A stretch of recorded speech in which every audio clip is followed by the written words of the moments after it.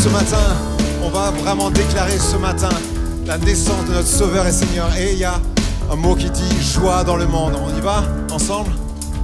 1, 2, 3, 4.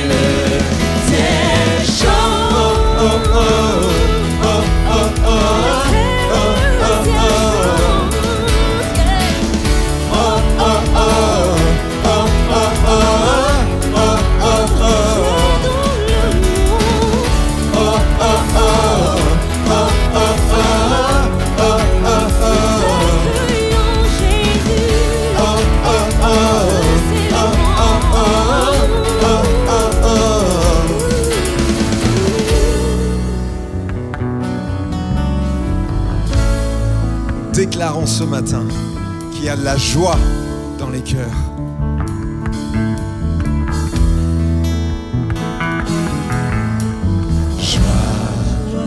La terre et le ciel chantent.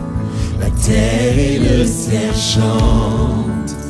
La terre et le ciel chantent. Déclare-le ce matin. Joie. La terre et le ciel chantent. La terre et le ciel chantent. La terre et le ciel chantent. Il règne sur le monde et fait connaître au peuple la gloire de sa justice, les merveilles de son amour, les merveilles, merveilles de son amour. Oh, oh, oh, oh, oh, oh, oh, oh, oh. Joie dans le monde. Oh, oh, oh, oh, oh, oh.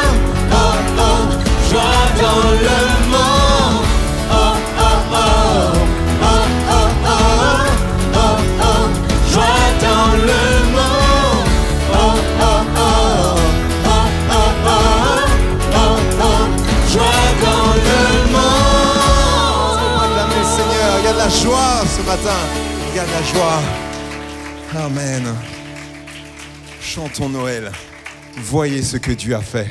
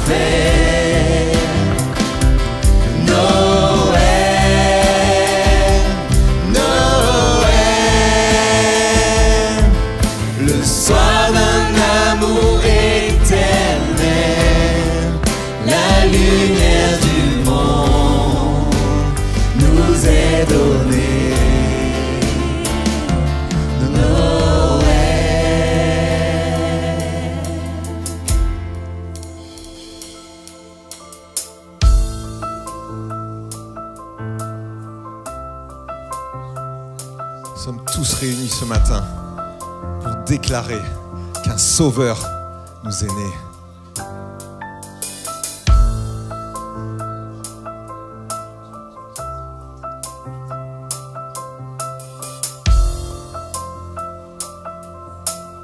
Ensemble.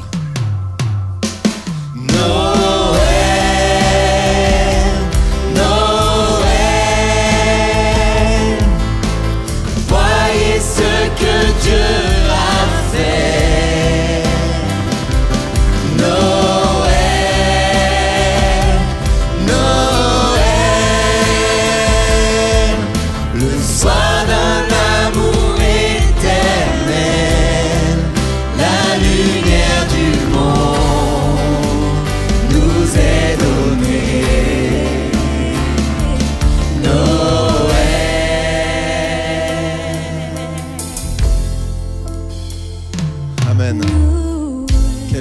l'événement que ensemble nous allons vraiment préparer à travers cette naissance, mais qui va jusqu'à cette croix.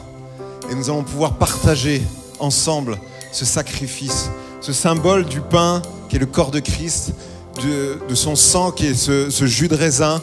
Et nous voulons déclarer, nous souvenir, dire Seigneur, tu es mort à ma place pour mes péchés. Parce que je suis pécheur. Quelle que soit ma condition ici ce matin, je suis pécheur. Pas même injuste. Je ne peux pas mettre de médaille ce matin. J'ai ma condition d'homme qui me rabaisse, qui me dit Seigneur, j'ai encore raté le coche. C'est pour ça que j'ai besoin de ta grâce. Et nous allons pouvoir prendre ensemble ce pain et ce vin. Père éternel, Dieu saint, Dieu bon et Dieu miséricorde, nous te rendons grâce. Ce matin, nous te bénissons parce que tu es amour. Tu es le Dieu, Seigneur, qui t'est rabaissé, Seigneur, au niveau d'un homme. Tu es descendu du ciel, tu as donné ta vie à la croix pour que nous ayons la vie éternelle.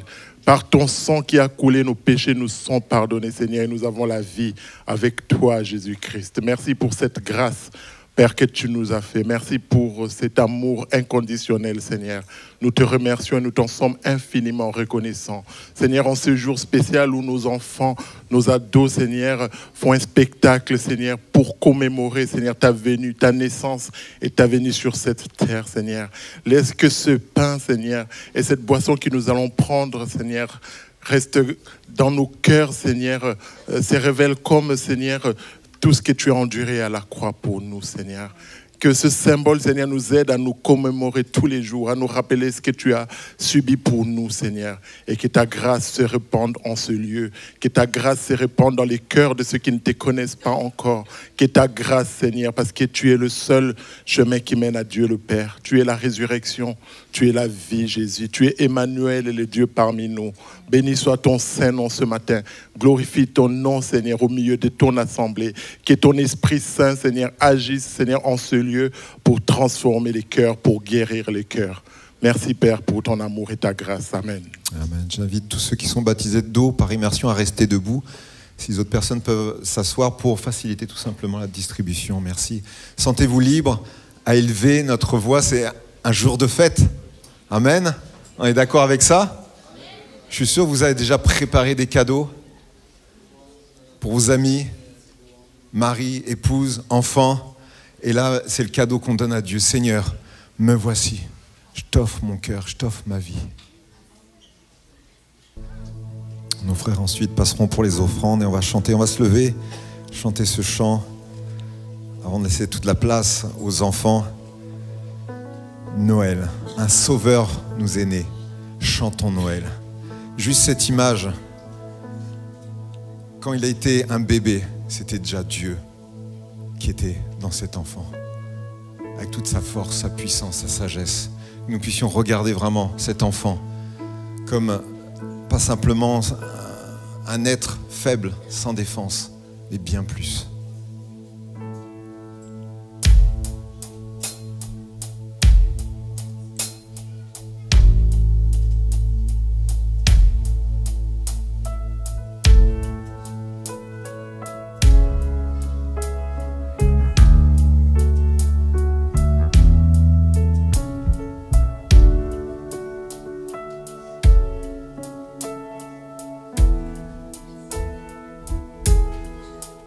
Le premier Noël chanté par les anges du ciel fut pour quelques bergers endormis dans les champs. Ils gardaient leurs moutons blancs auprès d'eux rassemblés par une nuit d'hiver où soufflaient tous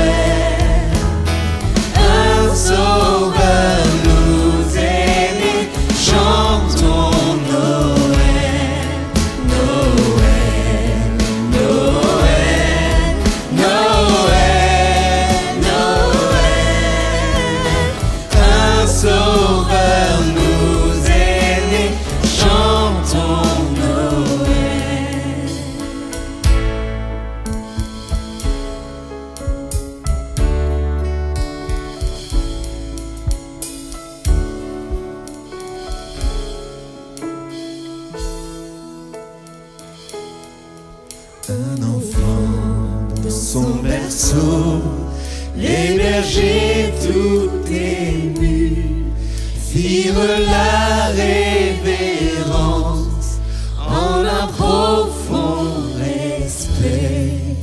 Et les rois de l'Orient ont offert à Jésus les plus riches présents, l'or, la myrrhe et l'encens.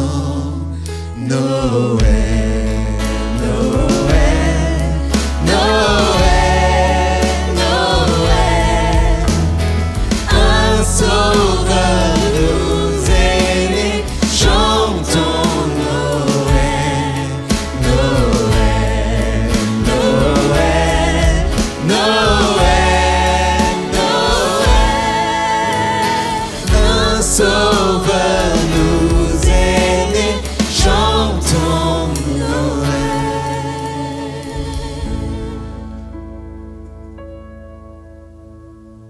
Seigneur notre Dieu, nous te rendons grâce, nous te bénissons, Seigneur, pour ce que tu es. Merci pour ton amour, merci pour ta présence en ce lieu, Jésus. Je remets en tes mains ces offrandes, Père, que tu les bénisses, Seigneur notre Dieu, que tu puisses fructifier ces offrandes, afin que ça aille dans ton œuvre, Père éternel notre Dieu. Je remets également, Seigneur notre Dieu, ceux qui sont à la charge de la gestion de ces offrandes, Papa, que tu leur inspires, Seigneur notre Dieu, afin que tout ce qu'ils réaliseront, Seigneur, soit pour ton honneur et pour que ton nom soit glorifié. Je remets, Père éternel, notre Dieu, le spectacle qui va se faire par les ados, Seigneur, notre Dieu, et les jeunes, Seigneur, que toi-même tu puisses les inspirer, Père, que ça puisse nous restaurer, que ça puisse toucher notre âme, Père éternel, notre Dieu, pour que ton nom soit glorifié. J'ai ainsi prié au nom de Jésus-Christ. Amen.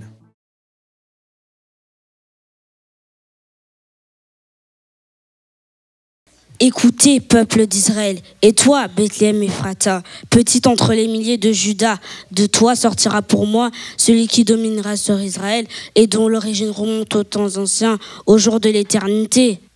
Quelqu'un qui dominera? Un roi, comme le roi David? Rien de bon ne sort de cette ville. Et puis les rois, ils sont tous pareils, ils ne pensent qu'à leur pouvoir, ils se fichent pas mal de nous. Non, je ne parle pas d'un simple roi, je parle du roi des rois, le sauveur. Un sauveur pour sauver qui? Moi je ne suis pas en danger, je n'ai pas besoin qu'on sauve. Et qu'est-ce qui nous prouve que ce que tu racontes va arriver? Tu es qui d'abord? Eh les gars, c'est le prophète Michée. Ça n'est pas n'importe quel prophète. À lui, on peut lui faire confiance. S'il dit qu'il y a un roi sauveur qui arrivera, eh bien moi, je le crois.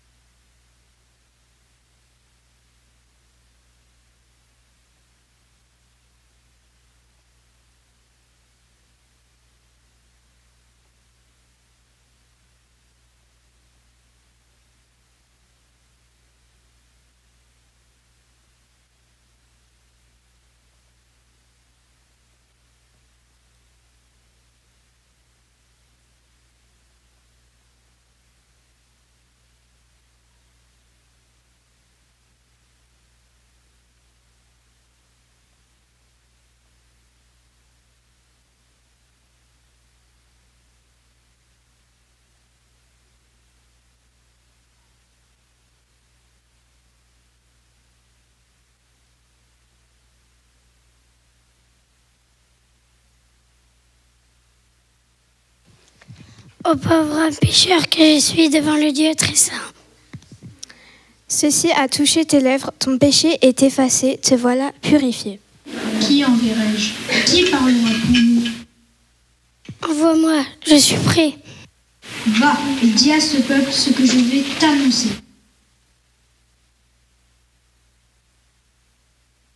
Mais qu'est-ce qui se passe? C'était quoi cette grande lumière? Dieu m'a choisi pour être prophète. Oh, merci Seigneur.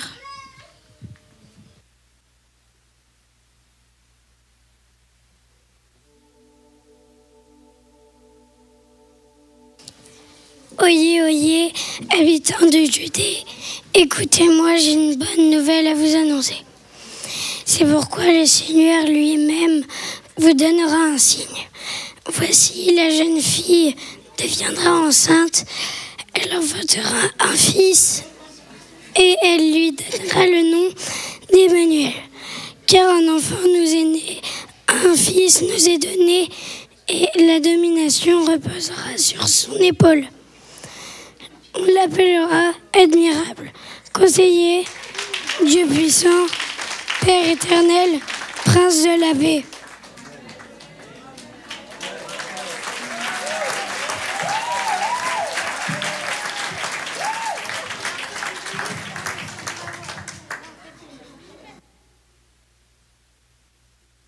Qu'est-ce que tu nous racontes là? De quelle fille tu parles? Emmanuel, tu dis, Dieu avec nous. Waouh, je veux Dieu avec moi.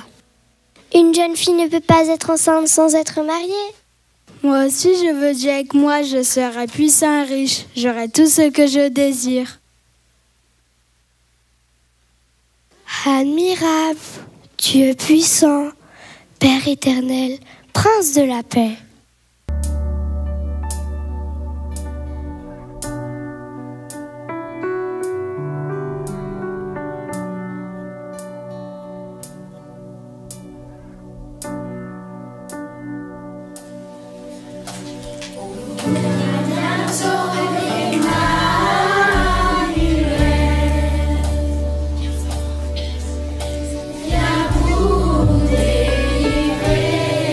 Israël.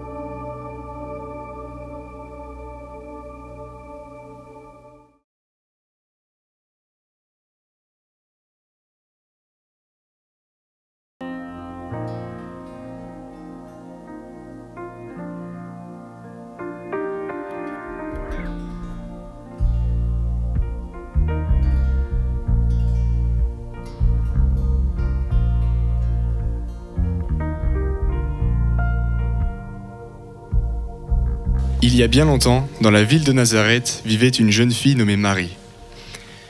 Elle grandissait en ayant confiance en Dieu et elle faisait ce qui était juste et bon. Marie allait épouser Joseph, un menuisier, lui aussi aimait beaucoup Dieu.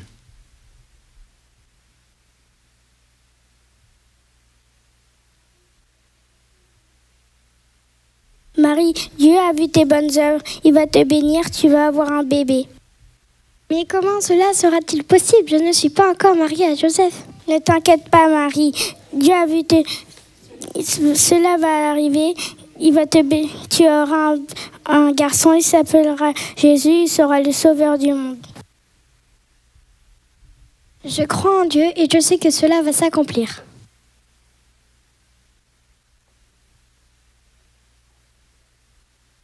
Quelques jours après, Joseph, ayant appris la nouvelle, envisageait de laisser Marie. Le bébé de Marie n'est pas mon bébé. Peut-être que je ne devrais pas me marier avec elle.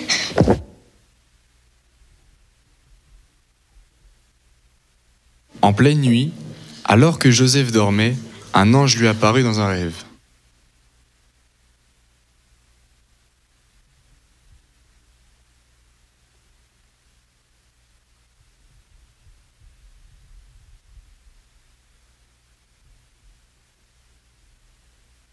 Joseph, ne crains pas de prendre Marie comme épouse, l'enfant qu'elle porte, c'est celui de Dieu.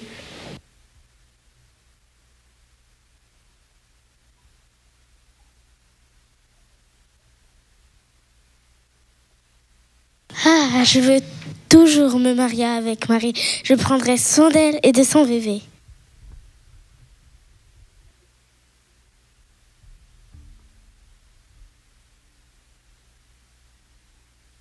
Quelques mois plus tard, l'empereur demande à chaque habitant de venir s'enregistrer dans sa ville d'origine.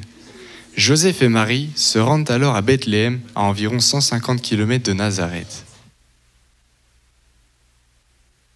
Joseph, je suis fatiguée et j'ai mal au ventre.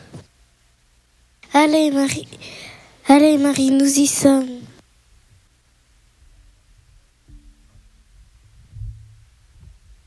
Une fois arrivés à Bethléem, il n'y avait plus de place pour se loger. Alors un gentilhomme leur proposa une étable. C'est alors qu'une étoile apparut dans le ciel.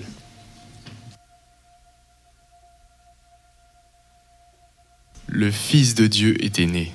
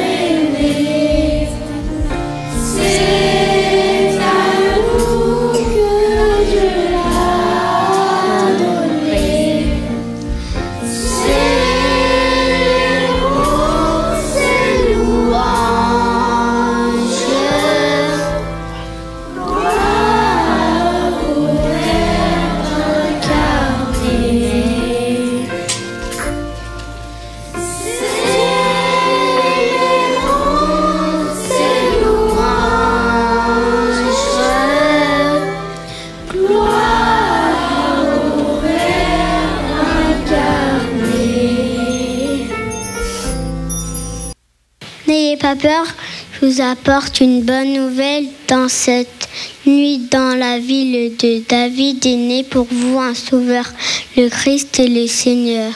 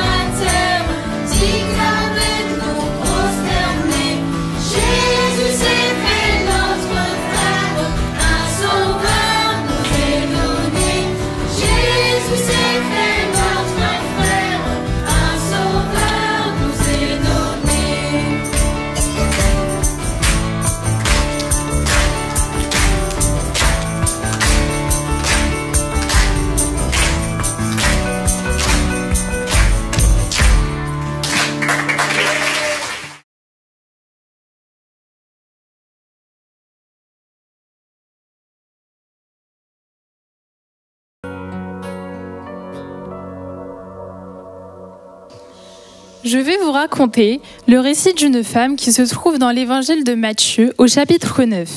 Dans ce passage de la Bible, on rencontre une femme atteinte d'un problème qui n'en finit pas. Elle perd du sang depuis 12 ans. On appelle cela une hémorragie.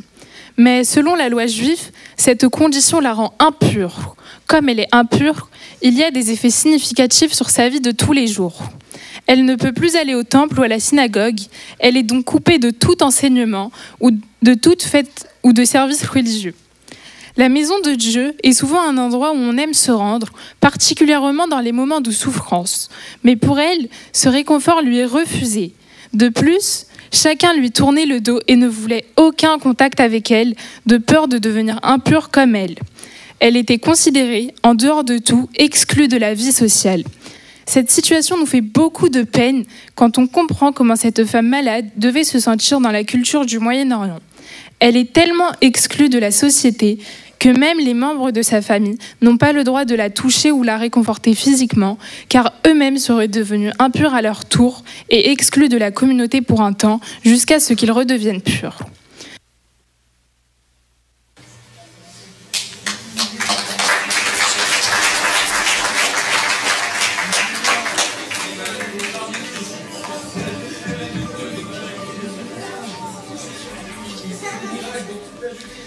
Comme vous allez le voir, c'était devenu une vraie paria. seul et abandonné de tous. De plus, sa maladie l'épuisait physiquement. Cette perte de sang constante la rendait faible. Après avoir dépensé en vain tout son argent auprès de différents médecins, elle n'avait plus d'espoir ni d'avenir. Mais dans sa solitude complète, cette femme avait entendu parler de Jésus et comment il guérissait les malades. Elle pensa alors que Jésus était son unique espoir. Bien sûr, elle savait qu'elle n'avait pas le droit de le toucher car elle pourrait en perdre sa vie. Mais elle se dit qu'en effleurant juste le bord de son vêtement, elle serait guérie. Et c'est ce qu'elle fit.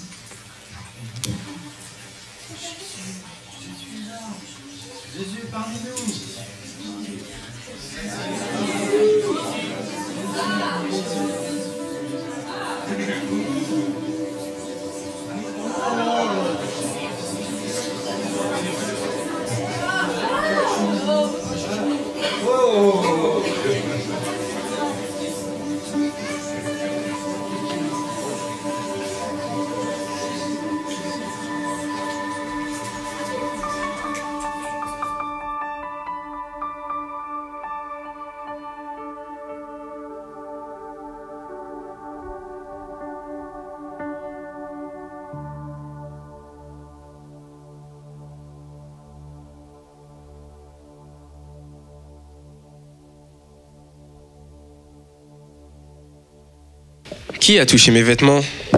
Tu vois la foule qui se presse autour de toi et tu demandes qui a touché tes vêtements. C'est moi qui t'ai touché, car je savais qu'en touchant ton vêtement, je serais guérie. Prends courage, ma fille, car tu as eu foi en moi. Va en paix et sois guérie de ton mal. Il y a 2000 ans, s'est déroulée l'histoire que nous allons vous raconter. Simon-Pierre et son frère André étaient partis pêcher accompagnés de leurs amis Jacques et Jean. Les malheureux avaient passé la nuit sur leur barque sans rien prendre. Il n'y avait pas de poisson. Jésus se trouvait au bord du lac de Génézareth et la foule était autour de Jésus pour entendre la parole de Dieu. Quelle galère, on n'a pas attrapé un seul poisson. Aide-moi donc à nettoyer les filets.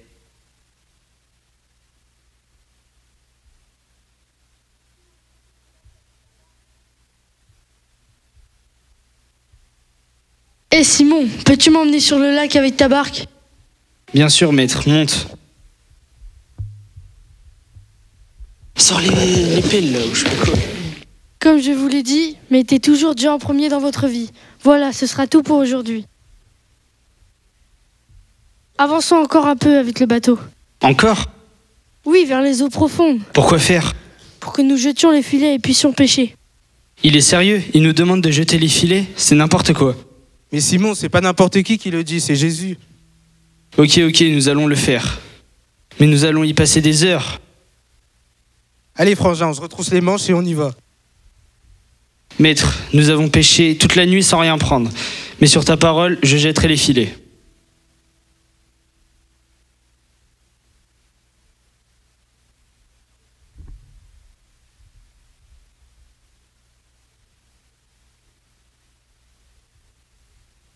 Allez, vite, Simon, remonte le filet.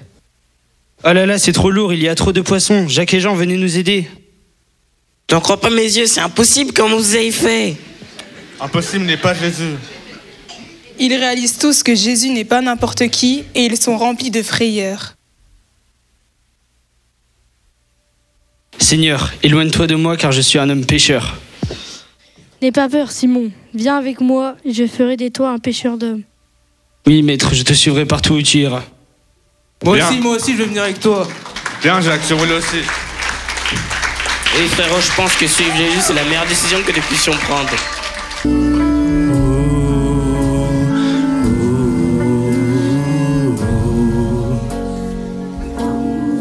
Est-ce que tu savais que ton nouveau-né allait marcher sur les eaux?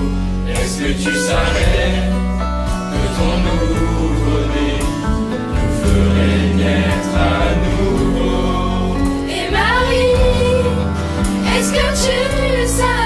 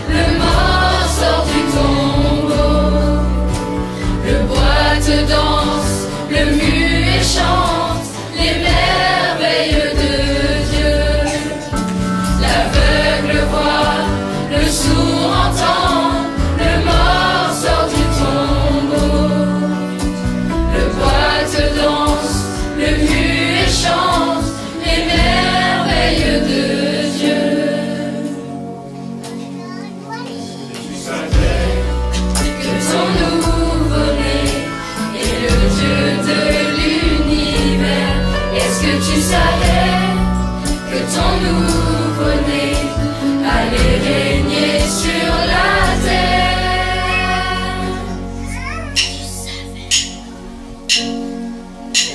Est-ce que tu savais?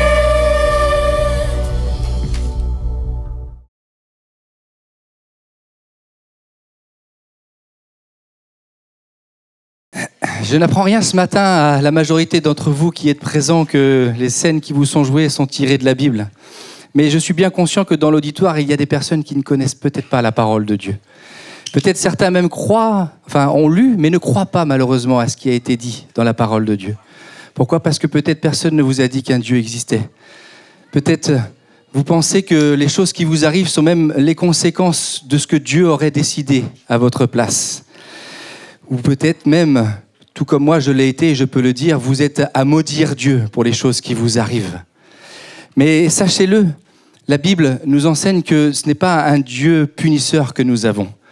C'est un Dieu qui, oui, a les conséquences des pères sur leurs enfants et que nous avons aussi des conséquences sur les choses que nous pouvons faire.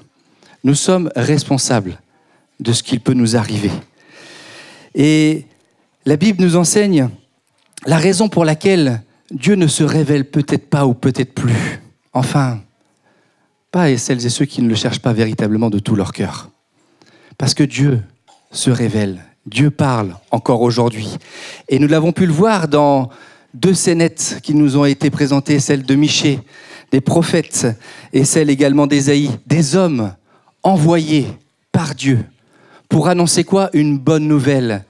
Mais avant cela, ils n'ont pas annoncé qu'une bonne nouvelle. Ils ont été dire au peuple qu'ils avaient une mauvaise attitude, qu'ils devaient changer, qu'ils devaient se détourner de leur mauvaise voie. Mais ils annonçaient également, oui, cette bonne nouvelle, qu'un sauveur allait venir, quelqu'un envoyé par Dieu pour les délivrer. Et vous savez, je n'ai pas toujours été converti. Je me suis converti qu'à 29 ans. Et la première fois qu'un pasteur est venu me parler de Jésus, je lui ai dit, mais moi, ton Jésus, qu'est-ce qu'il peut faire pour moi ? Il est mort. Qu'est-ce qu'il peut faire pour moi ? Et il m'a dit, mais est-ce que, quand il pense bien, est-ce que Jésus, Dieu n'a pas toujours été là ? Et j'y réfléchis. Et je n'ai pas pu dire le contraire. Je me suis rendu compte que malgré tout ce qui pouvait m'arriver, malgré les difficultés, malgré les choses les plus terribles, Dieu avait toujours été là. Et j'aimerais te dire ce matin, peut-être tu es là et tu penses que Dieu n'est pas là pour toi, il est là. Et si tu te poses cette véritable question, tu ne pourras pas dire que Dieu n'a pas été là. J'en suis convaincu. Mais la vraie question, c'est est-ce que je veux l'entendre ? La vraie question, c'est est-ce que je vais ouvrir les yeux et les oreilles de mon cœur à écouter la parole de Dieu ? Et si je l'entends, comment faire pour discerner véritablement la parole de Dieu ? C'est difficile. C'est pour ça que Dieu nous a donné la Bible. La Bible est un mode d'emploi à travers lequel nous pouvons découvrir qui est Dieu, qui nous sommes, mais comment Dieu agit. Comment Dieu est un Dieu d'amour, plein de grâce et de bonté. La Bible, la parole de Dieu.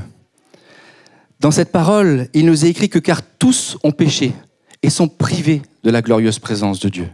Mais qu'est-ce que ça veut dire ? Est-ce possible de connaître la présence de Dieu ?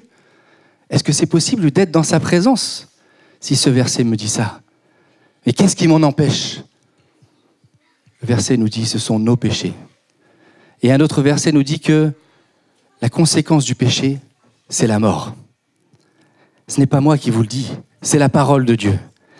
J'aimerais simplement ce matin, très courtement, je n'ai malheureusement pas le temps, essayer de faire une synthèse de la parole de Dieu. Il nous est dit que c'est Dieu qui a créé toutes choses, l'univers, la terre et tout ce qu'il contient, nous-mêmes y compris. Il a créé Adam et Ève, les a placés dans un jardin, et dans ce jardin, Dieu était au milieu, il était avec eux. Il discutait avec eux, il y avait des échanges, une vraie relation. Et Dieu a donné à Adam et Ève toute la possession du jardin. Mais il a dit une seule chose, vous ne devez pas faire. Il a donné le libre arbitre, un libre choix. Pourquoi ? On pourrait dire, s'il n'avait pas donné ce libre arbitre, ça aurait été plus simple. Il n'aurait pas péché, il ne serait pas loin de la présence de Dieu. Pourquoi ? Parce que Dieu montre ici son amour. L'amour n'est pas quelque chose de forcé. Dieu ne veut pas nous forcer à l'aimer. Mais il nous dit, choisis-moi. Et il a dit à Adam et Ève, choisissez-moi. Mais malheureusement, ils ont fait ce mauvais choix de manger de l'arbre du fruit de la connaissance, l'arbre défendu. Et ce mauvais choix, nous le subissons encore aujourd'hui. Pourquoi ? Parce que le péché est rentré dans leur cœur, le mal est rentré dans leur cœur, et de génération en génération, nous subissons également ce mal qui est dans nos cœurs, dont nous pouvons nous débarrasser. La Bible nous dit ensuite qu'ils ont été chassés loin de la présence de Dieu. Là aussi, on pourrait se dire, mais si Dieu nous aimait, pourquoi les a-t-il chassés ?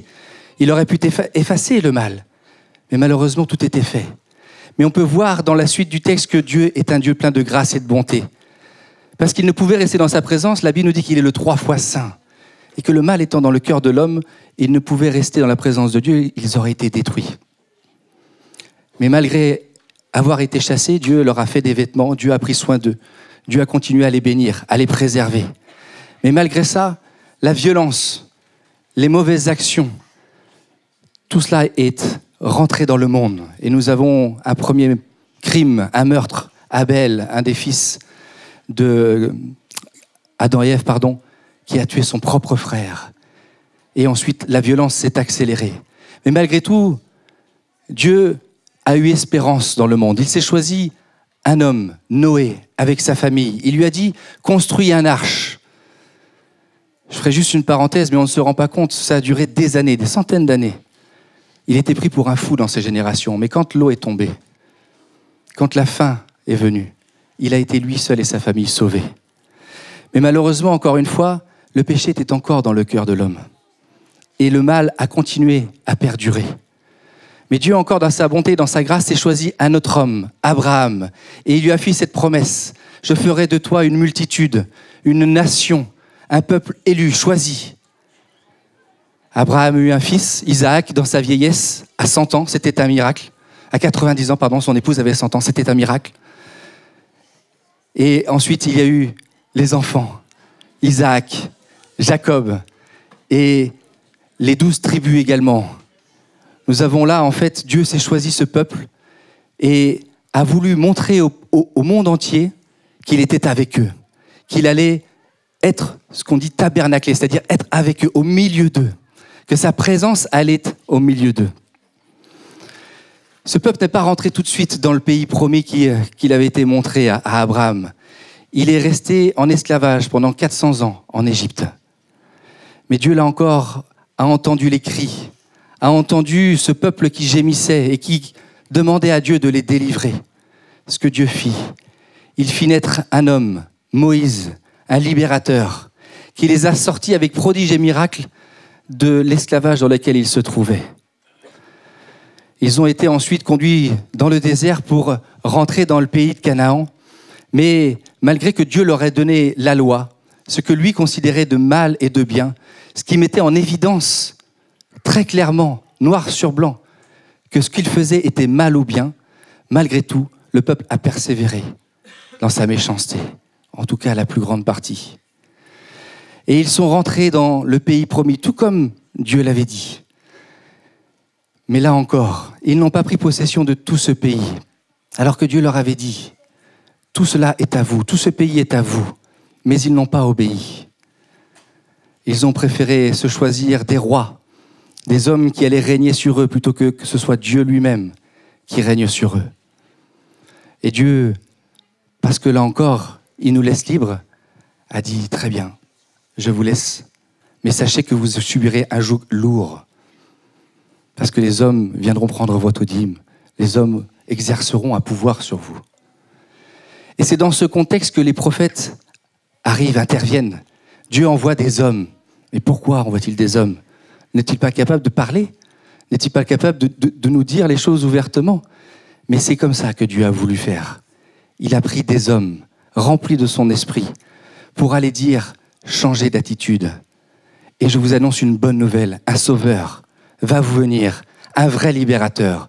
Aujourd'hui, vous êtes esclaves du péché.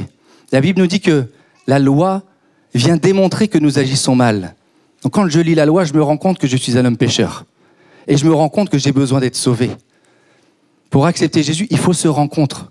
Mais pour ça, il faut lire, il faut savoir. Et la bonne nouvelle, c'est que Jésus, en venant donner sa vie, nous a libérés du poids du péché. J'aime bien cet exemple simple, les enfants sont là. Quand je fais quelque chose de mal, c'est comme si dans ma vie, il est dit qu'il y a un livre de vie, mais j'aime imaginer ça avec un tableau blanc. Dieu note toutes les actions, mauvaises ou bonnes, sur ce tableau blanc. Et les mauvaises actions, un jour, elles seront jugées. Mais Dieu ne veut pas ça. Il nous aime trop pour ça.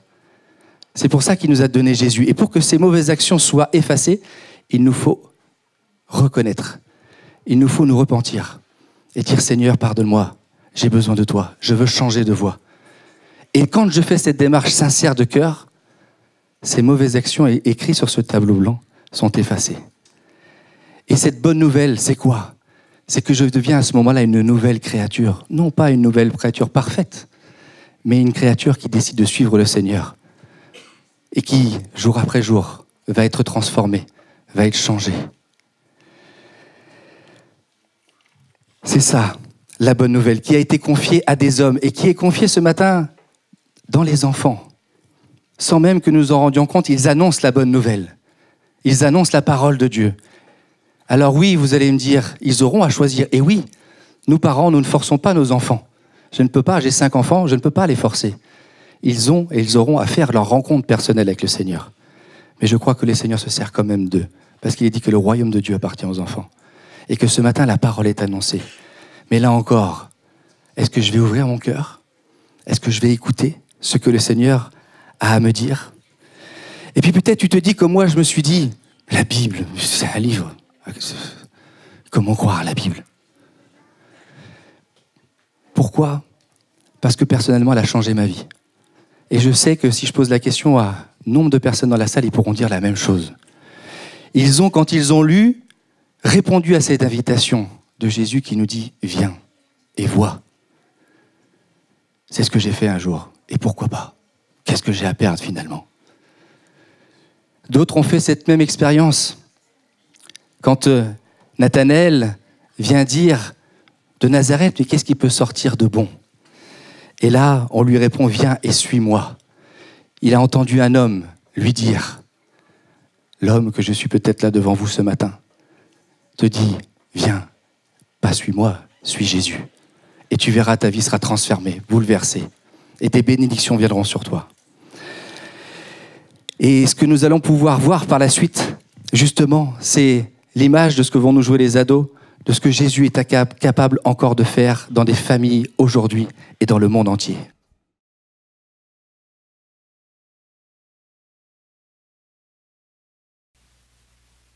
« 2000 ans plus tard, nous chrétiens d'aujourd'hui, avons-nous toujours nos yeux sur Jésus? Jésus a-t-il toujours la première place dans nos cœurs et nos pensées? Nous allons suivre une famille chrétienne qui s'apprête à passer le réveillon de Noël ensemble. Excusez-moi.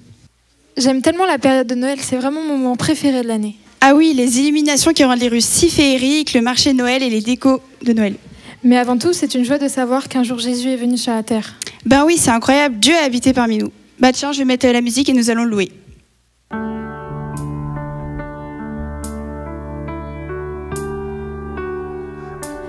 Nous étions là, dans les ténèbres, sans espoir, sans repère. Quand du ciel tu es descendu pour nous montrer l'amour du Père. À une vierge l'ange est apparu, comme l'avaient dit les prophètes. Et d'un trône de gloire éternelle, tu es né dans une étable.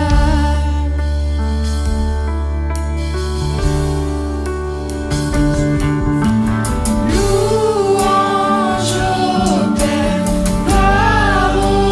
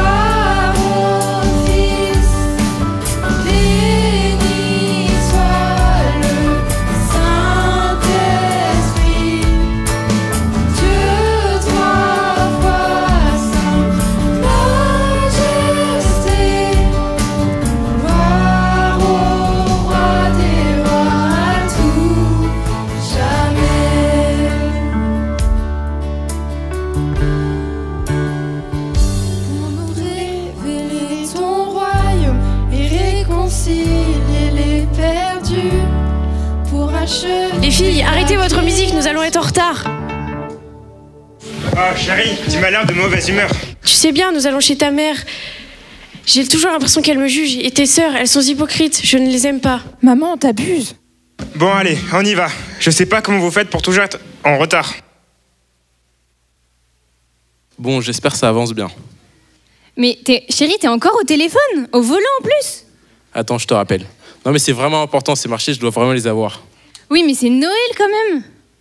Je me demande ce que mamie va m'offrir cette année. Ça va encore finir sur le bon coin. Tu sais, Jérémy, ce qui compte, c'est pas la valeur des cadeaux, mais ce qui compte, c'est l'amour que nous avons les uns pour les autres. Bien dit ça. Et surtout, n'oublie pas que notre plus beau cadeau, c'est Jésus.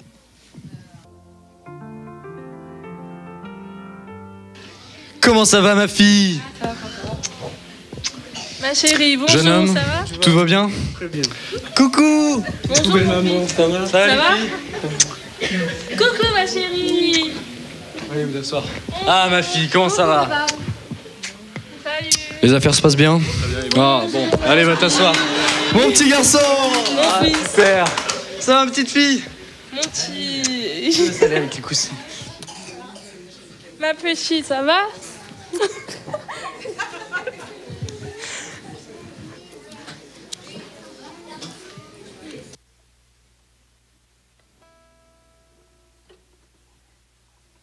Hey cousine, c'est quoi cette tenue là? T'aurais pu faire un effort, t'es super mal habillée. Mais ça va pas, moi j'aime trop ma tenue. En plus, tu sais quoi? C'est une marque tout droit venue du ciel. Ah bon? Et ouais, la Bible elle dit revêtez-vous d'humilité. Ça, c'est envoyé.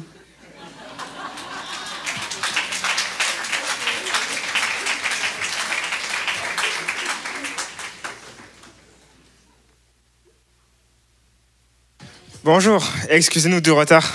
Ah bah tiens, les retardataires. Ça va maman? Comment ça va, papa. mon garçon? Bonjour. Ah, Elio, comment tu vas? Ça va et toi? Dans mes bras. J'ai invité un ami à moi, il s'appelle Fed.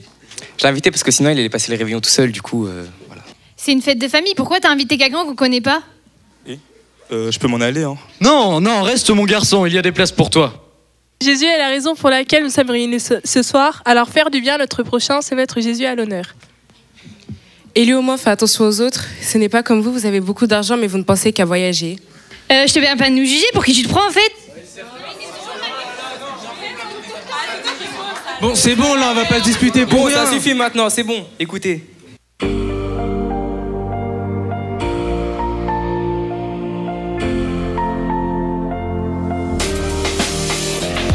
Peut-être, j'ai pas mon mot à dire, mais je le dis quand même. Beaucoup de personnes, beaucoup de moqueurs qui font partie de la même famille. Y a beaucoup de rires, y a beaucoup de pleurs aussi. Y a beaucoup de peur aussi, de la colère et de la haine, mais aussi de l'hypocrisie. Un chrétien, quand il tombe, il se relève. Donc relève-toi et crie Jésus, tu es le roi des rois. Il est mort à la croix pour toi, est-ce que tu captes ou pas? Est-ce que tu captes ou pas? Je me répète encore une fois, est-ce que tu captes ou pas? Dieu m'a délivré de certaines situations. Arrête de rêvasser direct face à l'action. Oublie pas qu'on est la dernière génération. C'est pour ça qu'il faut évangéliser pour toutes les nations. Dieu m'a délivré de certaines situations. Arrête de rêvasser direct face à l'action. Oublie pas qu'on est la dernière génération. C'est pour ça qu'il faut évangéliser pour toutes les nations. Levez-vous s'il vous plaît, on va chanter le refrain tous ensemble.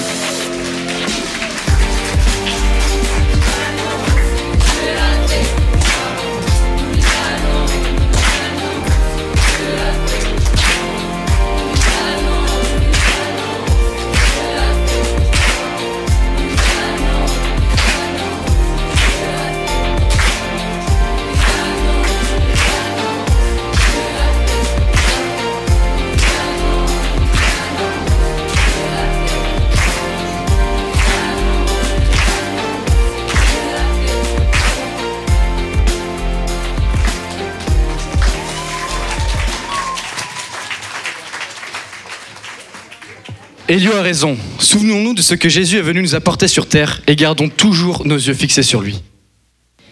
Excuse-moi Inès, je n'avais pas à te parler comme ça. Je te pardonne, moi non plus, je ne suis pas toujours correcte avec toi.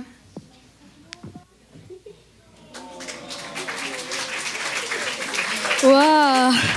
C'est génial de voir ma maman et ma tata se réconcilier. Il n'y a que Jésus qui peut transformer les cœurs. Ah oui, je confirme. Jésus a fait de moi une nouvelle personne. Il m'a délivré de mes angoisses et de la dépression. C'est vrai, moi avant j'étais quelqu'un de très colérique. Il me suffisait d'un rien pour m'énerver. Mais avec Jésus, je suis devenu quelqu'un de très calme. Pardon ma chérie, c'est vrai que mon travail prenait beaucoup trop de place dans ma vie. Maintenant, je mettrai Dieu et notre famille au centre.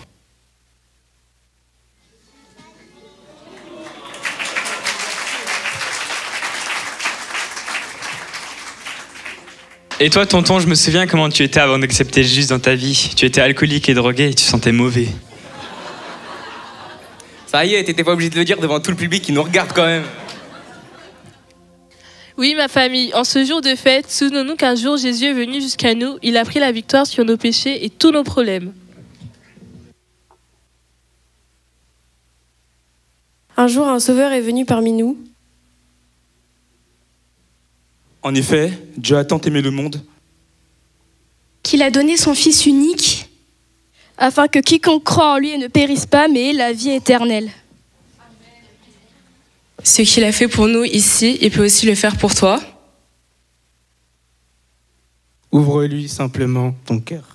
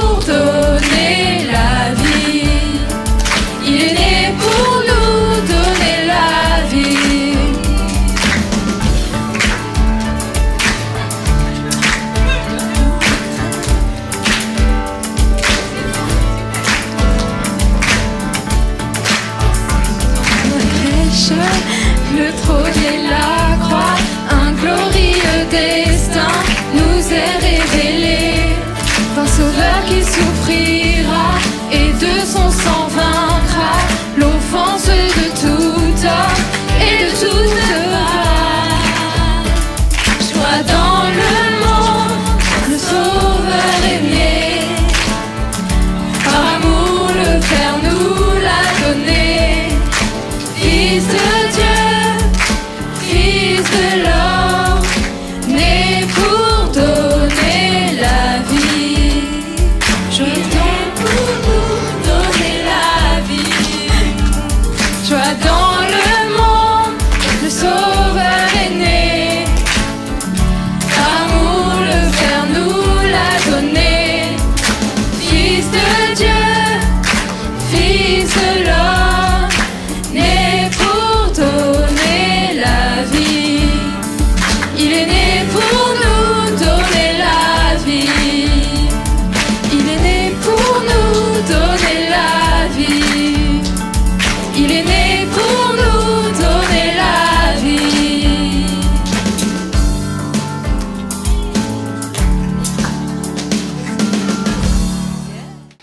Seigneur Jésus, merci pour ces instants, merci pour tout ce qui a pu être fait, Seigneur, pour ta gloire et uniquement pour ta gloire. Merci pour la parole qui a été énoncée par les enfants. Merci à travers des chants également. Tu as parlé, Seigneur, à chacun et à chacune. Je sais que tu as une parole pour toutes et celles qui sont là présents ce matin. Et je te prie que cette parole, cette graine qui a été semée dans le cœur puisse germer au nom de Jésus. Je prie que les écluses des cieux s'ouvrent, Seigneur, et que la foi, Seigneur, puisse grandir dans le cœur de chacun et chacune. Merci pour ton amour, Seigneur. Merci parce que tu es venu un jour sur terre pour donner ta vie pour chacun d'entre nous, pour que nous puissions être libres, véritablement libres, pour que nous devenions des fils et des filles de Dieu. Et je prie pour celles et ceux qui cherchent aujourd'hui le chemin. Merci parce que tu es le chemin, Jésus. Tu es le seul chemin qui conduit au Père. Alors que toute la gloire te revienne dans le nom de Jésus. Amen.